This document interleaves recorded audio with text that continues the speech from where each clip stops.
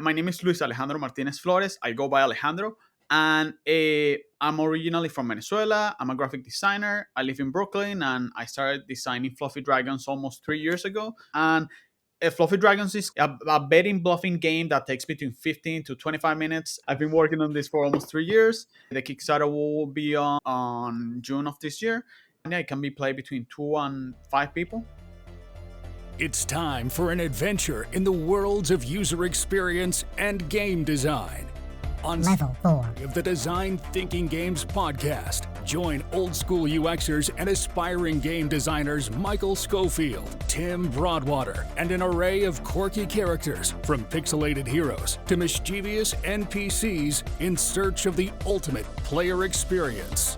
Design thinking is a process that is applied to different types of games in this podcast. If you're wondering whether your favorite games have already come up, you can listen through the backlog at designthinkinggames.com.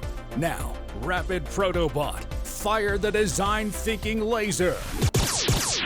Originally, I started working on a heavier game. It was a midweight, and then I've been doing a lot of research, and one of the first things that I learned is if you're doing your first game, you should start with a small game, as a cheaper game, less components. So then I put everything on the side, and then I started working on this. I'd love to hear a little bit more about this was a more heavy game versus a light game. So I was working on a medium game. It had a lot of tiles, and you have to make a bunch of different things, and you get different points. And it was like an asymmetric game, and you have to balance a lot of that things. And when I learned about that you need to make an easier game, I was like, okay, what's the easiest game that I can think of? And then I was, okay, rock, paper, scissors. What if I could add a bunch of rules to rock, paper, scissors and make it more complicated? And then I was like, okay, I want to broaden the audience that I can go for. So it needs to be cute. It needs to be cute, and it needs to have a cute, silly name, Fluffy Dragons. And then I made a very rough prototype, and I went to PAX Unplugged on 2021, I believe. And I met a bunch of other designers, and they play my game, and they gave me a lot of advice, and that's when the game really progressed. But yeah, that was the difference between those two weight of games. You said that you're a graphic designer and spoke a little bit about your background. Can you speak to a little bit more about your relationship with gaming? Have you always been a gamer and been into games, or what type of games, video games, board games? And then when did you start even getting the idea to design your own games? Okay, so I had forgotten about this, but my parents and my sister reminded me that. My family and I used to play a lot of board games, but it was like the regular board games: Scrabble, Monopoly. I used to play a lot of chess with my dad, so we grew up playing like that. So I was talking with my parents that they reminded me, yeah, you used to make board games, you used to make mazes, and then you have to get a sword over here, and then you need this sword to kill this monster over here. And then at one point I drew one, I painted it, glue it on a board, so that was my board game.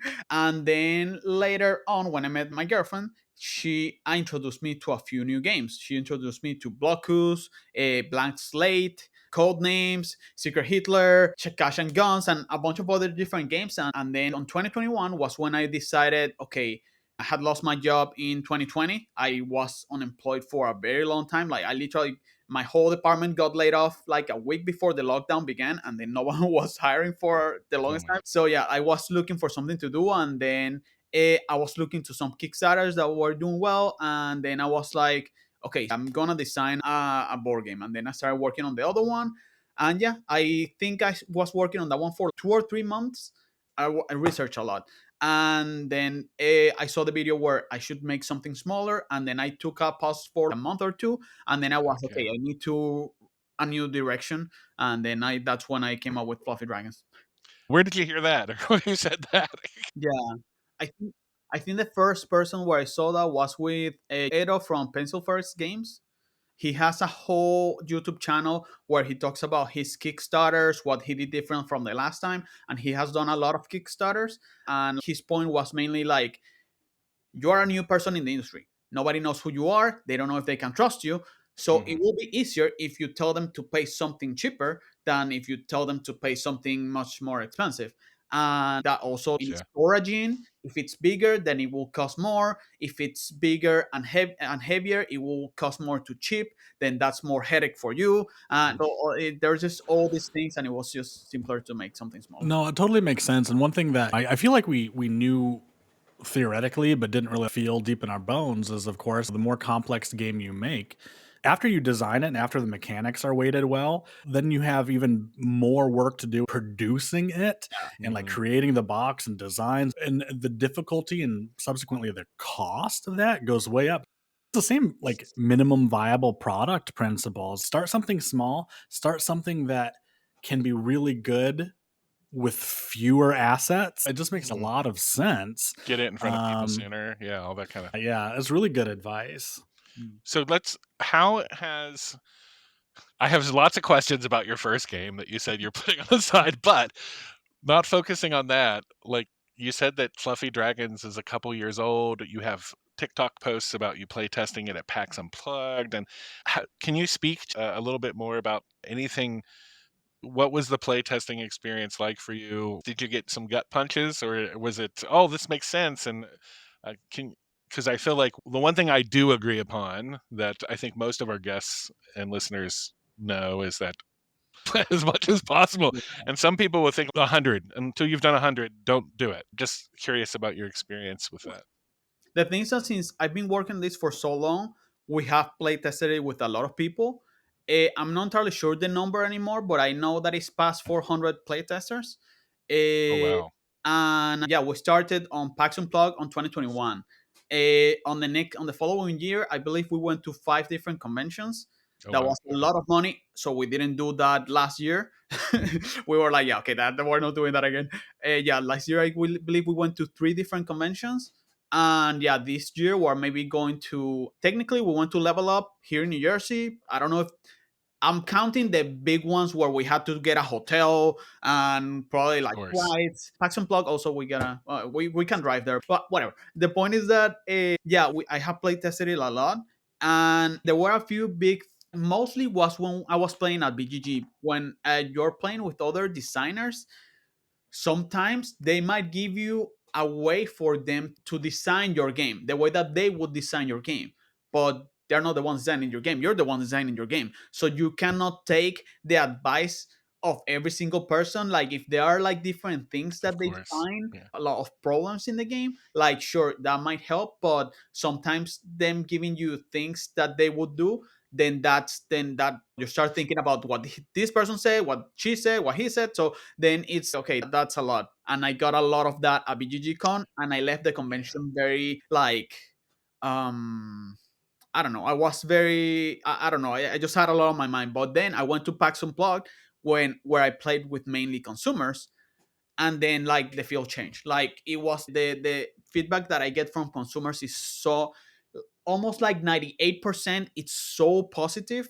Mhm. and so many people were like, "Where can I buy this?" And I was like, "Oh, not yet, not yet, not yet." Yeah. That's That's really good. awesome. Yeah, there are just really great game designers out there with great ideas, and I think even with in our day jobs, we work in user experience with software. And if you listen to all your customers, every customer is going to tell you like what they would do. What you have to do is listen for, okay, the overlap. 4 or 5 people are saying the same thing about this process being painful.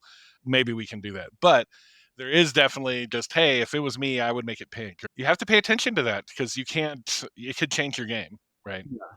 Yeah, exactly. Yeah, I was definitely very conflicted when I heard that. But then, like recently, we went to Gamma, and this was one of the best feedbacks that we got, because we got so many that of retailers telling us this will sell well at my store. This We got so many of those. There was a woman that took our sell sheet that we have, and she took it, and she was with a group, and they I was about to start the pitch, and one of her friends was like, "Aren't you not gonna listen to the pitch?" And she was like, "It's called Fluffy Dragons, and look at the artwork. This will sell well. No, I don't need to hear the pitch." I was like, okay, Awesome. Yeah.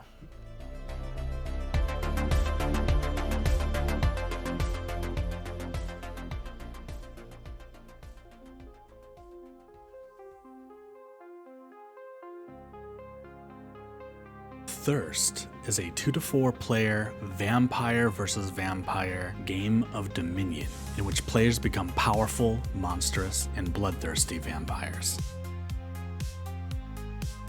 Rise from the graveyard hungry to find that you are not the only creature of darkness in town. Fight other vampires for dominion over neighborhoods and for influence. Hunt, but hunt wisely. The first vampire to accrue an influence score of 10 wins and can finally slake their thirst. Thirst is on Kickstarter. Sign up to get notified of its launch at thirstboardgame.com. Find Thirst and other things we're working on at designthinkinggames.com. Yeah, there's definitely some stopping quality with Fluffy Dragon's the name and just dragons I think that's to your benefit. Yeah. I'm wondering, like, what have your concerns or your thoughts have been going into Kickstarter, because you've had the game for 2 or 3 years. I've been pushing the launch back again and again. Like when I started in 2021, I started designing the other game in May, and I was like, I'm probably gonna be ready by February of next year. That sounds doable. And then I changed the game like around September, and I was like, okay, I don't think I will have the whole game in less than a year. So then I pushed it back a little, and I pushed it back a little, and now we're in 2024. So yeah, and originally we were gonna launch in April 2nd, but I haven't finished the artwork for the Kickstarter page, and a friend of mine is right now doing the video for the Kickstarter page, and I really need those. So I was like, okay, let's just push everything back because I feel like I'm rushing a lot of things, and I have too little time. So let's just make sure that we have time for everything. And yeah, June should be good. We're probably gonna have the Kickstarter page and the video by the end of April. So then we'll have a lot more time to focus on all the smaller things that we need to fix. Nice. You are the illustrator as well as the game designer, right? I was going to, but then I found someone who actually knew what they were doing. Okay. I did the original concepts for the artwork, but then Okay. I gave them to an actual artist that I found on TikTok. Okay. That's what I thought. What are your thoughts about the future of LAMF Games? The future of LAMF games, I'm really trying. I've definitely heard that, like what you were saying, that the first game usually doesn't make that much money, or you should do something just to get in the industry and then just focus on the second. I've heard that a lot, but that's definitely not what I'm doing. I'm trying to make Fluffy Dragons my golden goose. And that's why I've been working on this for almost 3 years. Like the next thing that I'm gonna be working on is gonna be the expansion for Fluffy Dragons. We're gonna be adding abilities for the different dragons and maybe adding 2 or 3 more players. Uh, and yeah, I think that a lot of in the near future will be a lot of merch. Probably, we all know that Mm-hmm. in the industry, like it's not great for the margins, but the margins do help. Like the profit margins do help with the merch because merch is much easier to move to sell. It's just the margins are better. So yeah, that's why originally I made the game. Okay, I need different characters that can be, for example, you have this one that is the like silly one, the derpy one, and then you have this one that looks really cute but it's also a menace.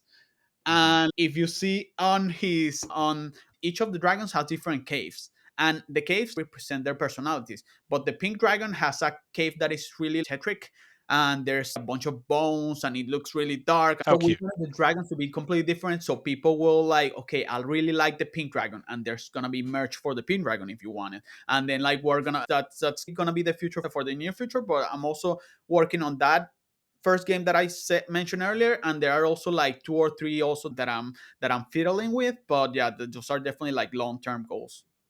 That's nice. I love the idea that it excites me when someone says they want to add expansions to add more players, because I feel like that's one of the other things that people say a lot in board gaming is that, oh, it's a big heavy box, it must be a 4-player game. So because just because that Yeah. just typically seems to be how the way things go. Yes. um but I also love the idea. I love the dragon merch. We've been kicking around the idea. People won't see this unless you actually did the play test, but We actually have a little bat in our rules book that literally teaches the rules as you go. Because thirst vampire, it's a bat. But then, of course, one part of us is there a merch bat in here that we could sell? That we can actually sell with the game? Or Right. it's a stretch goal with a Kickstarter or something.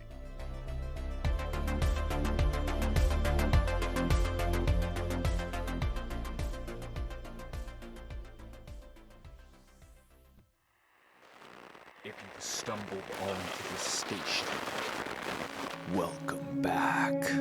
Your host, Mr. Graves, returns with a brand new collection of terrifying tales designed to chill you to the bone. Make the biggest discovery this world has ever seen. What is happening to me? We also have an assortment of characters that are just dying to meet you. It took him to hell. Can you understand us better now? You may need to leave the light on for this one.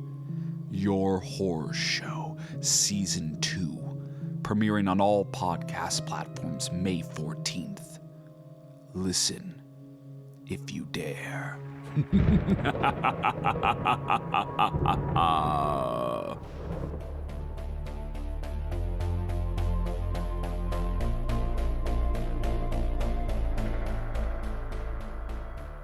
They can follow us on Instagram. It's mainly where I post more frequently. I have a YouTube channel that I put videos. I should put out more videos more frequently, honestly. But I put out a video like every few months. Usually it's just after a convention, and I just like recap the convention, which I should have done for Gamma, but I didn't. But yeah, yeah, in TikTok, in Facebook.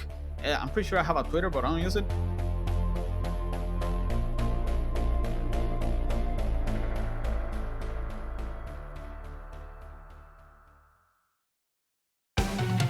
Get ready for the game that's hot. D12's what you've got. 12 questions gotta be quick. Can you handle it? Can you stick? D12, D12. Roll the dice, answer well. D12, D12. Will you triumph or fail? Rapid fire, no time to rest. Put your knowledge to the test. From gaming to UX, it's all a fair game. Answer right and you'll earn your fame. D12, D12. Roll the dice, answer well. D12, D12. Will you triumph or fail? With 12 questions and whole lot of fun. D12's the game that's number one. You're a graphic designer. What is your reaction when you hear UI/UX? I think it's easier if they just put the freaking words. Like I get it, but it's okay. So you're fancy. Every time that I hear that, it's you can just write that. It's not really. I'm doing a lot of. I was sorry. I don't know if I was. No. We're just laughing because like Your sigh. The sigh was the Yeah, best. we have just never like we're in the same boat. We've just never encountered somebody who actually is familiar with it, with that phrase, or that like seeing it in job descriptions or whatever, who actually thinks of it positively. It just always starts with like just the deepest of sighs, and then there's some reason why they don't like it. Yeah, same. Yeah, keep going. No, yeah. No, it was mainly like, for example, I'm doing a lot of ads in Facebook right now, and they have a specific way to call them. But then if you go to Google, they have a different way to call them. But then they all make them into acronyms, and it's wait. So are you talking about this one, or are you talking about me? Which metric are you using? This is not my forte. What is your earliest gaming memory? Earliest positive game memory? Remember playing a lot of Monopoly with my parents, my family. Like I know that a lot of people hate Monopoly. I'm good with it. I have 7 versions of it. I have one of like Family Guy and Pokemon and Disney Villains and I don't know Mario Party. And yeah, I don't know. I used to win very consistently, but also when I played as a kid, we played very differently. We just had our own house rules, and it was like you don't need to get the whole set to build houses. You just need to wait one turn and then you can start building houses, which gave us a lot more of agency because now I don't have to buy everything where I land. I have to see, okay, do I put the money on the property that I have or I put the money on a new property? And it was like the game still took a long time, but I used to win it very consistently. It's like already those policy rules seem like a much more utopian life that we could all be living. So NIMBYism doesn't exist. So I rolled a 3. What game should everybody play at least once? Honestly, the game that got me the most into this was Blockus, so I would definitely recommend Blockus. Oh, recently I played Tumbling Dice. That one is really good. Why should they play it? What do you think? What's the reason? Blockus is just very simple. Everyone can get it. Like, it's really fast, and it's a geometric game. The strategy for the game is very simple. I think everyone can figure it out. Tumbling Dice is just everyone just walking around the table and just throwing the dice one at a time, and it was just really fun. And you start messing with people by rolling your dice on their dice. Oh, it was really fun. That last one sounds like chaotic. So I rolled a 9. Like when you're playing like a role-playing game and like Mass Effect or like Baldur's Gate or anything where you can choose like a morality path, are you the paragon? Are you the good guy? Or are you the renegade? Are you the bad guy? I'm usually probably in between. I usually do most of the nice things, but then every once in a while I'll do something that I wasn't supposed to. What game is your guiltiest pleasure? Game as a guilty pleasure. I don't really know. Yeah, everyone we're talking to were like, I feel guilty about nothing. Yeah, it's like no regrets. I rolled a 1. What is your favorite design tool of the trade? One of my favorite game, like, what is it, like gameplays, or one of my favorite things in a game is engine building. I haven't done a game like that, but I definitely hope to do one in the future where there are multiple ways to win, just getting resources and that kind of stuff. That's cool. I'm a fan of engine building games. So this is specifically a graphic design question. I don't know if you're familiar with the whole like 2020 Barbara Walters. If you were a tree, what kind of tree were you? Like ours is, if you were a color mode, RGB, hexadecimal, RGBA, what color mode are you? You gotta go with RGB because you have more options. Although I do like colors usually that aren't as saturated. You would have to go for a CMYK, but I don't know, probably RGB because you have more options. I rolled an 8. What is your favorite card game? My favorite card game, actually, it's probably the one some friends of mine did. Not So Neighborly. They have a new Fun Games. Yeah, they have their Kickstarter right now. Yeah, we got the expansion recently, and it's annoying because we have played the main game so many times that it's easy to know one of the new cards is coming out because you can see the wear on the old ones. I'm aware of the game. I've not played it yet, but I'm aware of it. So It's really good. Who is your favorite game villain? Your favorite villain in general? Oh, I might need to get back to you on this one. It's probably from Disney, definitely, but I can't remember right now. The only one that I can remember right now, but it's because a really bad one. It's Ramsay Bolton from Game of Thrones. He was amazing. my But he was funny. He was so funny. Like, there were so many times that he would say stuff like, "Oh, that's really messed up." I think he was a villain, wasn't he? Or... Yeah, he was. Yeah, I was gonna say. Yeah. Yeah. Okay, sorry. Go ahead.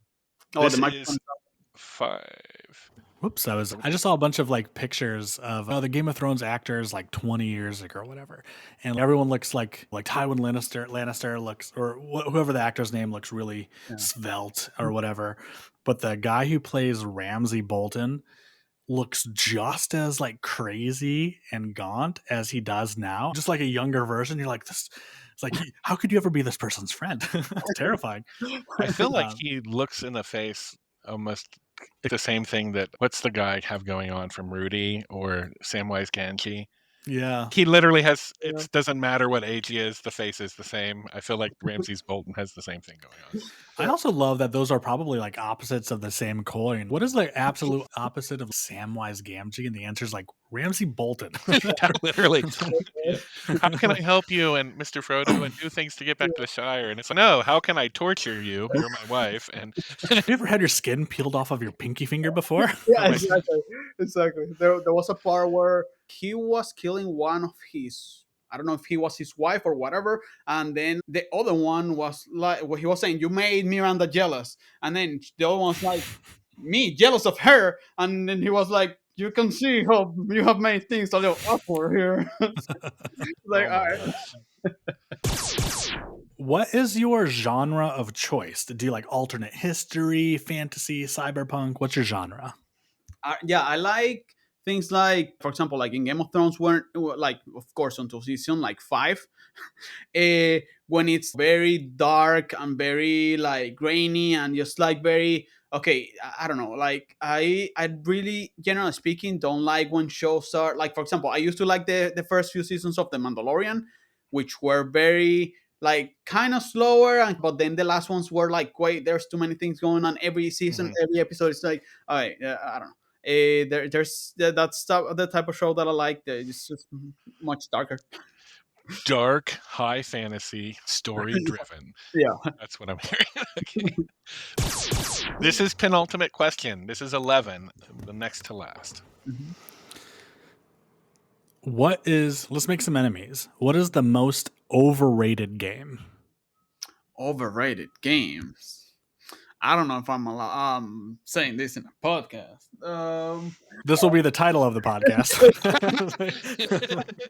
LAMF Games says, I don't know. I don't really know. There's a few games. There's a lot of games that we have bought on.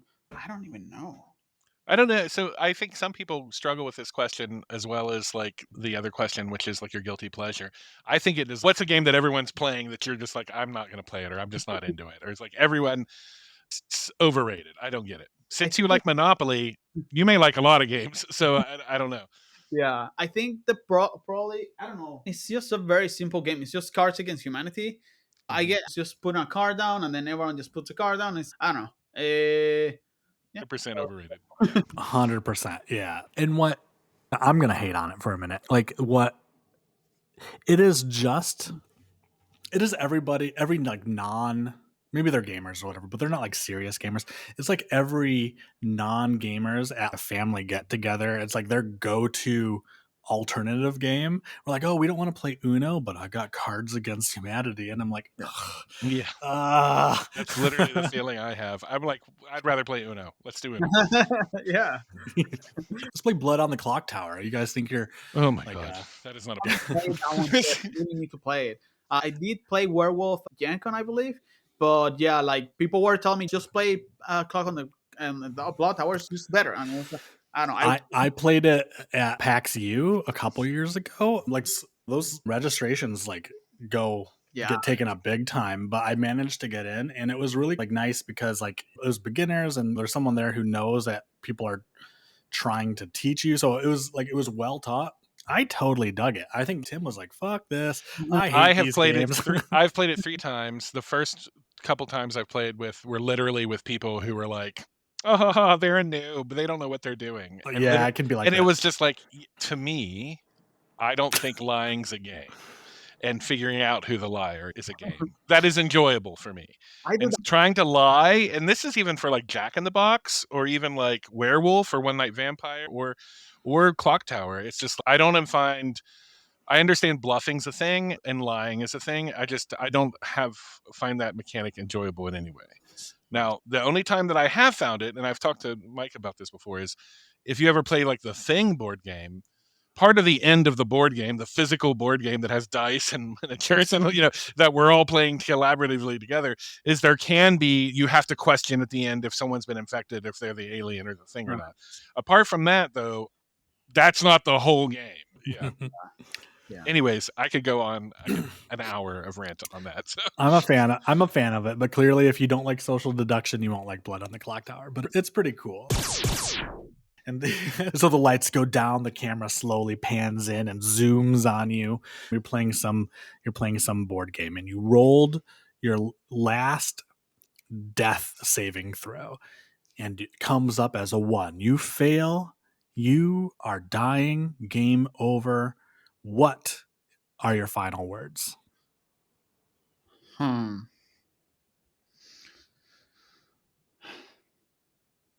don't know. That's all, folks.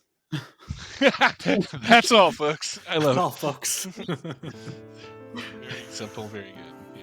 This season, we really promise Design Thinking Games is going to be more active on various social media. We understand as aged Gen Xers / millennials, elder millennials, that like, yo, Wait, I'm firmly rooted in Zennial. I am a Zennial, so I am right between Gen X and Millennial. okay. As a Zennial and a Millennial elder, we are we acknowledge that, look, like our social media game for the last 2 seasons hasn't been on point, but this season you're missing out if you're not following Design Thinking Games on the 3 T's: TikTok, Twitch, and Twitter. Probably in that order, as Twitter is a dumpster fire. Well, on TikTok, you can actually see Ben shooting some like excellent, like just like footage of some of the really cool and interesting games we're playing. As you know, we look at games clinically and deconstruct them to the point of no longer being enjoyable, but that makes for some really good footage. The other thing you'll find there are like this kind of like network of amazing indie designers who we are interviewing, some of whom, or we're interviewing on this show for the season, and we're all going to be engaging there. We'd love for it. If you're into user experience, if you're into the player experience, if you're into the craft of game design, if you're into us, Design Thinking Games.